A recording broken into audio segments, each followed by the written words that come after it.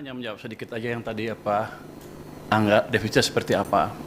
Yang paling besar tadi kan yang 2 kali 10 kilogram itu sekitar 7 triliun. Sudah ada uangnya kami sediakan, bukan berarti defisitnya melebar. Tapi saya bisa perkirakan tuh setiap tahun tuh penyerapannya berapa sih anggaran kita.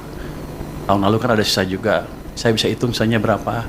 Jadi daripada sisa, tinggal 3 bulan lagi mungkin nggak kepake, saya pakai ke sana. Jadi ini hanya optimalisasi penyerapan anggaran supaya berdampak bagi perekonomian tanpa merubah defisit terlalu signifikan. Nanti kalau ekonominya tumbuh lebih bagus kan, kalau kita asumsikan rasio tax ratio-nya konstan, kalau PDB-nya tumbuh lebih cepat kan tax-nya lebih cepat juga. Jadi mungkin dampaknya ke defisit cenderung netral to positif. Tadi kalau apa tadi? Oh, yang bunga ya.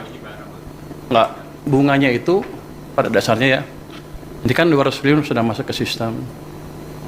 Uang itu bisa dipakai untuk Koperasi Merah Putih kalau sudah siap. Dan kami ada instruksi ke perbankan kalau mereka pakai untuk Koperasi Merah Putih, otomatis bunga yang kami charge ke mereka lebih rendah, jadi ke 2% dari sebelumnya sekitar 4% ya. Jadi otomatis seperti itu. Jadi nggak ada lagi cost tambahan bagi Himbara ya. Jadi harusnya sih akan berjalan mulus. Cuma nanti kita gebrak-gebrak biar lebih cepat aja. Baik, masih ada? 2 lagi ya, silakan Mas.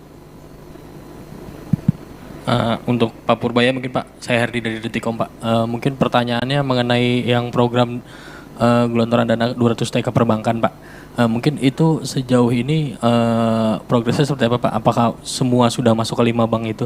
Terus mungkin setelah ini gitu Pak, apakah itu kan cuma 6 bulan ya Pak ya penempatannya? Apakah nanti bisa diperpanjang atau mungkin diperluas selain 5 bank itu Pak? Iya, artinya 200 T apakah bakal tambah juga gitu Pak? Mungkin pertanyaan saya itu aja Pak. Terima kasih banyak. Ada lagi? Cukup, silakan Pak Purbaya. Jadi 200T hari Jumat sudah masuk ke perbankan. Uangnya udah nongkrong di sana.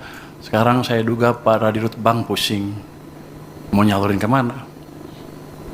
Tapi saya pikir dengan cara itu, paling enggak, kalau mereka belum bisa nyalurin karena mereka punya uang lebih, dia nggak akan perang bunga lagi, bunga akan cenderung turun, itu akan berdampak ke ekonomi dengan itu sendiri ya. Bisa bunga pinjaman turun, bisa juga bunga deposit turun, yang jelas cost of money turun. Jadi yang punya uang nggak ragu untuk belanjain, yang mau pinjam ke bank nggak ragu untuk pinjam. Untuk alokasinya sebetulnya niat saya adalah suka-suka banknya. Tapi kalau banknya agak bingung, nanti ada guidance di mana mereka bisa memanfaatkan uang itu untuk membantu program-program unggulan pemerintah. Jadi win-win solution ya. Jadi kalau mereka bisa pakai saluran ya salurin, kalau nggak bisa ya ke situ. Jadi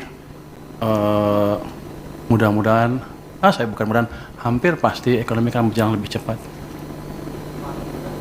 Setelah 6 bulan, saya udah hitung, ini pertanyaan banyak orang, apakah setelah 6 bulan akan ditarik oleh pemerintah? Saya biasa bisa hitung bahwa biasanya uang pemerintah yang disimpan di bank sentral itu lebih di atas itu. Jadi kalau 200 triliun aja tidak akan mengganggu kondisi saya. Dalam pengertian saya tidak harus terpaksa menarik dari perbankan dalam keadaan kepepet. Jadi harusnya itu jumlah yang cukup sustainable untuk di bank maupun untuk berpurata pembiayaan program pembangunan yang lain. Enggak, taruh aja di situ terus. Saya nggak perpanjang. Biar seperti itu. Jadi ini kan nggak ada termnya sebetulnya. Yang kemarin dia bilang 6 bulan itu salah. Yang anak buah saya selalu nulis. Pada dasarnya seperti itu aja. Seperti saya naruh uang di bank suka-suka saya sampai kapan. Muter di situ supaya muter di perekonomian. Biar banknya mikir. Tambah nanti kita lihat kondisinya. Sekarang aja udah pusing lu minta tambah. Lu ngomong ke dirut bank deh. Dia udah pusing, aduh dikasih duit banyak nih, waduh. Tahu nggak Anda? Pada waktu saya menyalurin 200 triliun, banknya bilang apa? Saya hanya sanggup menyerap 7 triliun. Saya bilang enak aja. Kasih ke sana semua, biar mereka mikir. Jadi bukan saya lagi yang mikir, mereka yang mikir.